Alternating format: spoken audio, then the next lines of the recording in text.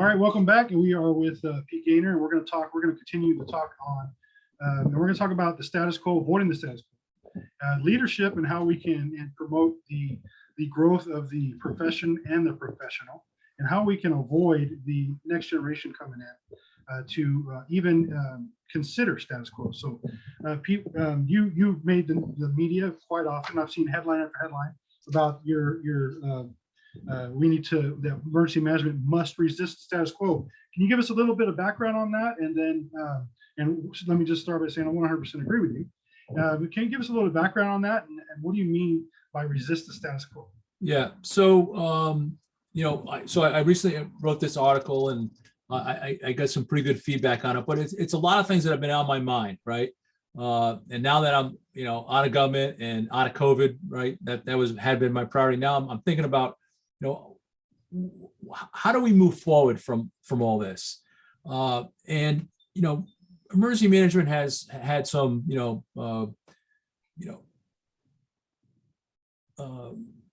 starts in national defense in the 50s and the 60s.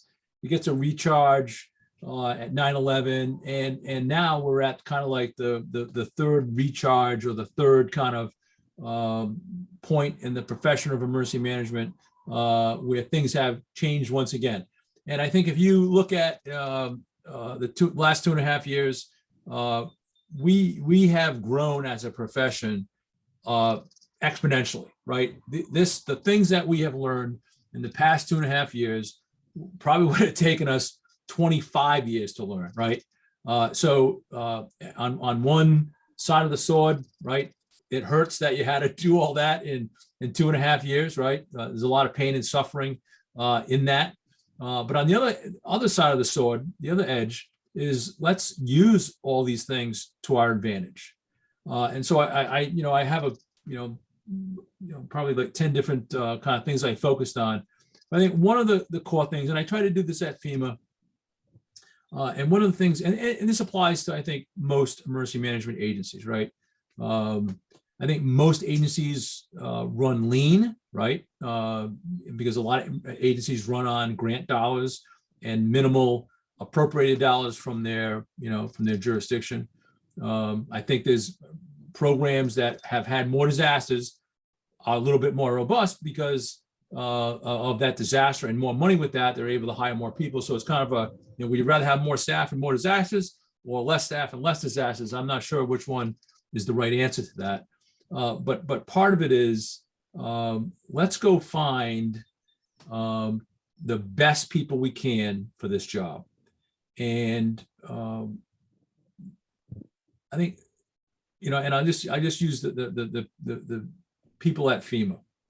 We have, and I say we, this applies to all emergency managers. I think we have the greatest mission in government, helping people before, during, and after disasters. This applies to every agency, whether you're a one-man agency, one-woman agency, all the way to the top. It's the greatest mission out there, right? Be able to help disaster survivors. And people that are attracted to that mission, we don't recruit them. They find us, right? These people looking for something to do. They like that mission. They find out about emergency management, and which is hard to do because it's a narrow profession. But they find us, and they do tremendous work. And thank goodness that they found us, because without them, we would not be able to accomplish the mission. But when you think about it, it's no way to run an operation that you're waiting for really good people to come to you. So part of it is an investment in recruiting, an investment in where we get people from.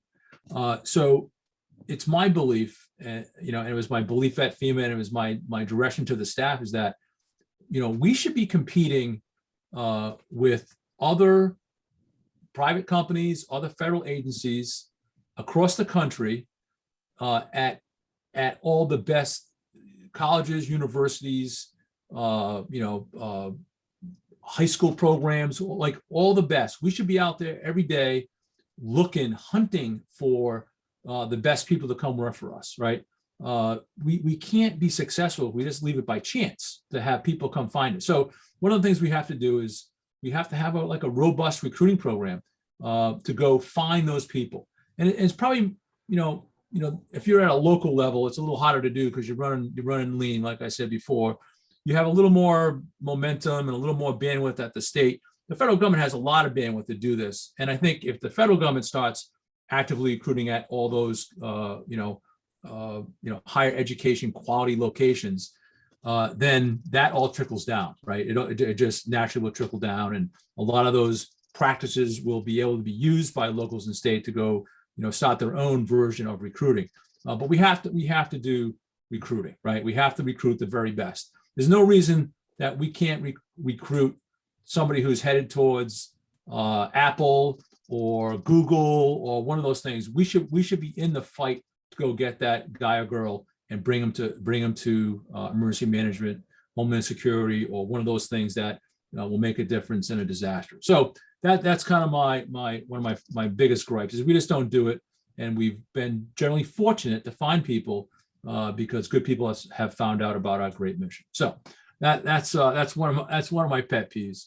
I agree with you 100%. It's actually an area that I very consciously talk to people about when they're talking to me about wanting to be a police officer or a firefighter. I ask it, have you considered emergency management? And I don't think a lot of people do that and promote what it is that we do, how we do it, why we do it, why it's important, how they get involved, why it's such a great profession, which I love emergency management. And I tell people, if you don't love what you do, you don't love emergency management, you're doing it wrong. And if you truly don't love emergency management, find something else. Yeah. Because I love emergency management. I love what the whole, as you said, the objective of emergency management is. But I feel like there's a lot that we could be doing as emergency managers, as an individual emergency manager, and as a profession, even at the federal level, state levels, even in marketing what it is that we do and how we do it. I mean, as you mentioned previous, if anything, COVID-19 has definitely thrown emergency management into the spotlight. But this was a time for us to run to the front of the line and say, this is why it's important that I'm here. This is what I do. This is why I'm here, and how you can benefit from emergency management, and then how you can support us in what we do. And I don't think we did that enough. And I feel like we can be, even though we didn't do it, we can still do it now. Yeah. And well, and I think we have like a brand problem, right? Yeah. Like explain in 19 seconds what emergency managers do. It's a hard thing to do, right? And if you haven't lived it, you're not near it, sometimes it's not so obvious. But we do have a brand problem, and we need to invest in our brand. Anyone can tell you what a police officer does. Anyone can tell you what a cop does. Anyone can tell you what the garbage guys at DPW do, right? It's that easy. We should be able to easily describe what our brand is and what we do for your jurisdiction, the nation, the state. We need to work on that a little bit. The other thing, and I didn't mention in the article, but it kind of goes along with all this, is we don't have a national platform, right? We don't have a national campaign about what's important to emergency managers across the country. And if you have ever been to a International Association of Fire Chiefs conference or Firefighters Association conference, you go to some of those conventions, they have, and just imagine the firefighters across the nation and in every corner of America, right? They have a platform that's simple, easy to understand, and every firefighter, every chief knows what that platform is, and they're in their local jurisdiction, politicking their elected leaders to support those programs, because they obviously they affect the localist of local, right? But we need a national platform, a national campaign that clearly articulates what we need, what we want as a profession of emergency managers. I think the associations do a decent job, but they need to do more, right? It's not just about getting grants and money. I think that's the easy platform to have. We need to have a national platform about what's important to emergency managers across the nation. So let's pick one. FEMA just put out a building code initiative. They've been working on it really hard. In my point of view, building codes should be an emergency management national platform topic, right? Not how we respond to a disaster, but things that really matter when it comes to making a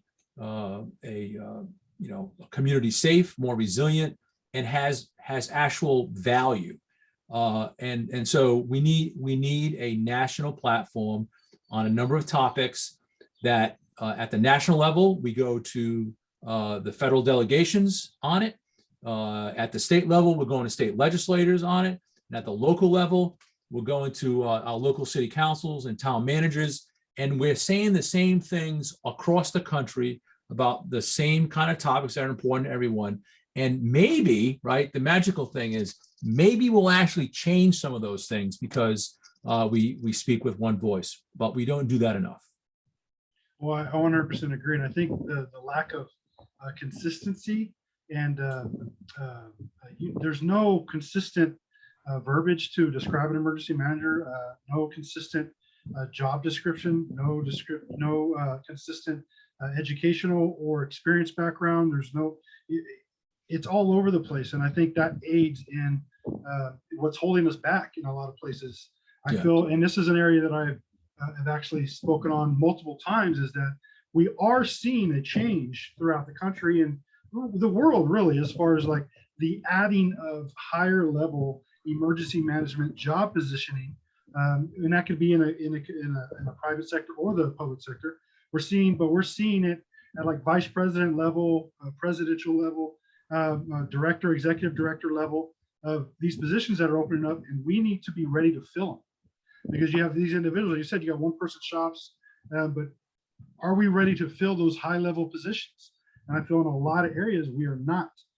There are a lot of people that I would say, yeah, absolutely, very qualified to take those high level positions. Others I would say they're not ready yet, and they need to get ready because more of those positions are coming. Yeah, and that's amazing. It is a great thing to happen to our industry, our profession, that we're seeing these higher level positions where we're going to have more a bigger voice, right? A bigger seat at the table, more inclusion there. But I don't feel like we're ready to fill some of those roles. Yeah. So this falls naturally into my next issue is training versus professional education, right? Because if you want that person, man or woman, to be in that leadership position, what are we doing at the lowest level to prepare them, right, today to be ready in 20 years? Again, this doesn't happen magically, right? Although I think some people think it does. It doesn't happen magically that all of a sudden, I need a general and I just go down and I go get a general, right? It doesn't work that way. You have to work through the system in a deliberate way. And part of that is, and in the article, I talk about professional military education, PME, and it's the thing that we lack today in emergency management. We do, and I say we as in the former we, FEMA, the former me, we do tremendous amounts of training, right? If you want training, you know where to go. You go to EMI, you can do it online, you can get it at the state, you can go to, Emmitsburg or Anniston, right? There's lots of training that goes on. But when you think about education of the professional, we don't do too much. We're doing more, right? So the Advanced Academy that Dr. Stern is running at EMI, and they're starting this new program called Vanguard. It's a start on PME, but those are like two federal programs. I think that PME has to start at the local level. Again, I think it's like a national platform kind of thing. Like here's how we want to educate, not train, right? Educate the future leaders, because leadership doesn't happen by accident, right? It happens because you made an investment in your staff, your people, to make sure that they're ready to lead at any level, right? So you have to do that. So again, do we have that? Do we have that program? We don't. But again, back to human nature, we're just hoping it all works out when we need it, right? And that's not for me, right? As a planner, an emergency manager, hope is not one of my planning building blocks, right? I want to be deliberate about how I get to where I want to be, and again, investment in professional education is the way to get there. One of the ways to get there. Yeah, definitely. I 100% agree with that. I want to second your, the statement that leadership doesn't happen by accident. It's an intentional, skill, and I believe 100% is a skill that needs to be practiced constantly, and not just practiced, but reformed and reframed and improved upon. It's not one of those things that one day, I'm a leader, and I'm going to be a leader. No, you have to practice it. You have to hone that skill, sharpen the saw, as Stephen Covey mentions. Yeah. So we've been generally okay, successful with leadership, right? And so, I was a product of the military, the Marine Corps, and so I got some leadership training. So my leadership training is military leadership training. You may get a firefighter who grew up in the fire service, became a battalion commander, a battalion chief, and they know fire leadership, right? It's kind of the same, but it's different than military leadership. And then you have police officers and the rest of it, right? Their version of leadership, right? I think the tenets probably work, but why aren't we training young emergency managers in, crisis leadership, emergency management leadership? Because it is a bit different, right? Because all of a sudden now, I'm not working for a general or a colonel. I'm working for somebody in civilian clothes, and there's some finesse to that and differences in that, right? So let's be deliberate about how we train professional leaders in emergency management, not just co-opt that leadership from another profession, but make our own professionals. Because again, this is a unique business that takes a unique skill set. I 100% agree. So I want to wrap up with this last little bit, and it comes back to the leadership aspect and how we transition and continue pushing not only the profession but the professional forward. And there are a lot who want to look to FEMA for that guidance and for that change. Personally, I feel like it needs to come from a group of like us, like the individuals at the association level, and pushing the professional forward and holding FEMA accountable in those areas. Where do you feel like it comes in as far as, because a lot of people say, well, if FEMA did this, then we would have a bigger support system that we have an argument in doing XYZ, right? Well, I feel like, well, if I had the proper training, then I'm going to be able to develop my own argument, my own support system, and help not only push myself forward, but promote the profession in general. Where do you feel like we come across when it comes to the dependency on government? Yeah. So I've been fortunate to work as a local emergency manager in a city, as a state director, and as the FEMA administrator, right? So I've seen every level of government. And one of the things I drove me crazy when, as the FEMA administrator, you go out, you talk to somebody and you ask, hey, what about this? And what's your plan for that? You're having a conversation about, whatever the topic is. And they say, well, we don't really have a plan for that. We're just gonna wait for FEMA to get here, right? I wanted to like go berserk on that person that said that to me, because that's not a plan. That is not a plan. And I think back as a local emergency manager, if you told your mayor that, oh yeah, we're going to wait for FEMA to get here, if I was the mayor, I'd fire you, because I didn't hire FEMA. I hired you to solve my problems. Now you can only do what you have the capacity to do, but I think every emergency manager, no matter what level that you're at, you have to do all you can do to make your program as robust and viable and efficient and effective as you possibly can, right? Within all the limits that you're given. To say that we're going to wait on FEMA, or that's a FEMA job, or I'm not getting enough money from FEMA, that to me is a little bit of a cop-out. And because now I've seen on both sides of it. As a state director, I was a customer of FEMA, and then on the other side, as the as the administrator, I see the states and the locals and what goes on out there. So the last resort, and we have that little mantra: locally executed, state managed, and federally supported. That could be that is the truest one line of that is out there, right? Federally supported, not federally executed, not federally managed, supported, right? We're here to support.